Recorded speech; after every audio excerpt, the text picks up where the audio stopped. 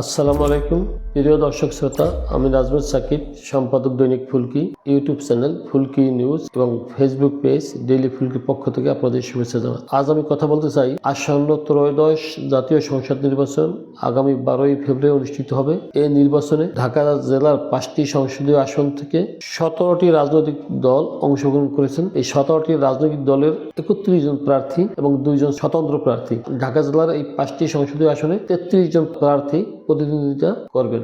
বলা হচ্ছে তারা নির্বাচনের লড়াইয়ে অবতীর্ণ হবেন।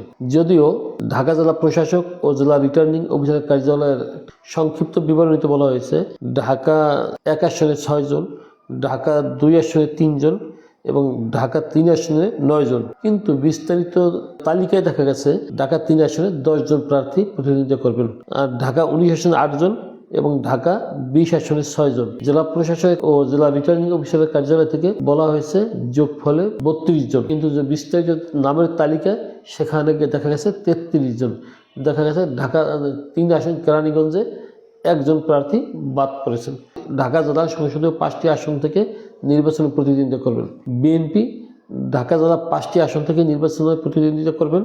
এরপরে আছে ইসলামী আন্দোলন বাংলাদেশ, এরা 4টি আসন থেকে নির্বাচন করবেন। শুধু ঢাকা জেলার বা সংসদীয় আসন 20 ধামরাই থেকে ইসলামী আন্দোলন বাংলাদেশ, তাদের কোনো প্রার্থী দেওয়া হয়নি।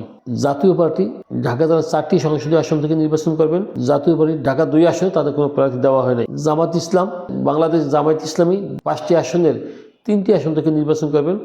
ঢাকা 3টি আসনের মধ্যে রয়েছে ঢাকা 1, 2 ও 3। জাতীয় নাগরিক পার্টি, যাকে এনসিপি বলা হয় সংক্ষেপে, তারা ঢাকা 19 ও 20 আসনে নির্বাচনে প্রতিদ্বন্দ্বিতা করবেন। গণ অধিকার পরিষদ 2 জন প্রার্থী প্রতিদ্বন্দ্বিতা করবেন, তারা ঢাকা 3 ও 19 আসন থেকে নির্বাচনে প্রতিদ্বন্দ্বিতা করবেন। আমার বাংলাদেশ পার্টি, মানে যাকে এবি পার্টি বলা হয়, এই এবি পার্টি 1 জন প্রার্থী নির্বাচনে প্রতিদ্বন্দ্বিতা করবেন, তিনি ঢাকা 20 আসন ধামরাই নির্বাচনে প্রতিদ্বন্দ্বিতা করবেন। খেলাফত মজলিস 1 জন প্রার্থী 5টি আসনে মাত্র 1টি আসনে নির্বাচনে প্রতিদ্বন্দ্বিতা করবেন, তিনি ঢাকা 20 আসনে ধামরাই প্রতিদ্বন্দ্বিতা করবেন। বাংলাদেশ লেবার পার্টি 1 জন প্রার্থী নির্বাচনে প্রতিদ্বন্দ্বিতা করবেন, তিনি ঢাকা 1 আসনে নির্বাচনে প্রতিদ্বন্দ্বিতা করবেন। বাংলাদেশ ন্যাশনাল ডেভেলপমেন্ট পার্টি বা এলডিপি, এই এলডিপি থেকে ঢাকায় 5টি আসনের মধ্যে 1টি আসন নির্বাচনে প্রতিদ্বন্দ্বিতা করবেন, ঢাকা 19 আসন সাভারে। বাংলাদেশ মুসলিম লীগ ঢাকা জেলা 5টি আসন থেকে সংসদীয় আসনের 1টি আসন থেকে নির্বাচনে প্রতিদ্বন্দ্বিতা করবেন, ঢাকা 19 আসনে প্রতিদ্বন্দ্বিতা করবেন। তবে ঢাকা 19 আসনে যে কয়জনে প্রার্থী নির্বাচনে প্রতিদ্বন্দ্বিতা করবেন, তাদের মধ্যে বাংলাদেশ মুসলিম পার্টি 1 জন এবং এলডিপির 1 জন, 2 জনেই ঢাকা বাহির থেকে আসছেন, তারা এই আসনের ভোটার না। ন্যাশনাল পিপলস পার্টি এনপিপি যাকে বলা হয় সংক্ষেপে, ঢাকা জেলার 1টি আসন থেকে নির্বাচনে প্রতিদ্বন্দ্বিতা করবেন, তাহলে ঢাকা 19 আসন থেকে। গণফোরামের 5টি আসনের 1টি থেকে 1 জন প্রার্থী প্রতিদ্বন্দ্বিতা করবেন, তা হলো ঢাকা 3 আসন থেকে। বাংলাদেশ কংগ্রেসেও এই 5টি আসনের 1টি আসন থেকে নির্বাচনে প্রতিদ্বন্দ্বিতা করবেন, ঢাকা 3 আসন থেকে। বাংলাদেশের সমাজতান্ত্রিক দল বা বাসদ সংক্ষেপে যাকে বলা হয়, বাসদের 1 জন প্রার্থী প্রতিদ্বন্দ্বিতা করবেন, ঢাকা 3 আসন থেকে।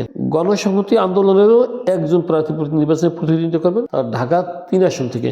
এছাড়া 2 জন স্বতন্ত্র প্রার্থী নির্বাচনে প্রতিদ্বন্দ্বিতা করবেন, তারা ঢাকা 1 আসন থেকে 1 জন এবং ঢাকা 3 আসন থেকে 1 জন প্রার্থী নির্বাচনে প্রতিদ্বন্দ্বিতা করবেন। 33 জন প্রার্থী নির্বাচনে প্রতিদ্বন্দ্বিতা করবেন।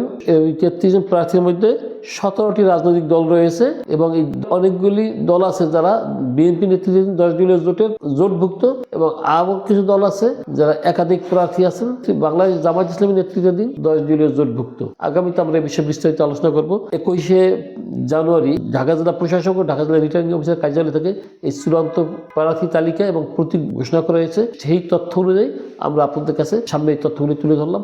আগামীতে আরো বিস্তারিত আলোচনা করব। ধন্যবাদ সবাইকে। আসসালামু আলাইকুম ওয়া রাহমাতুল্লাহি ওয়া বারাকাতুহু।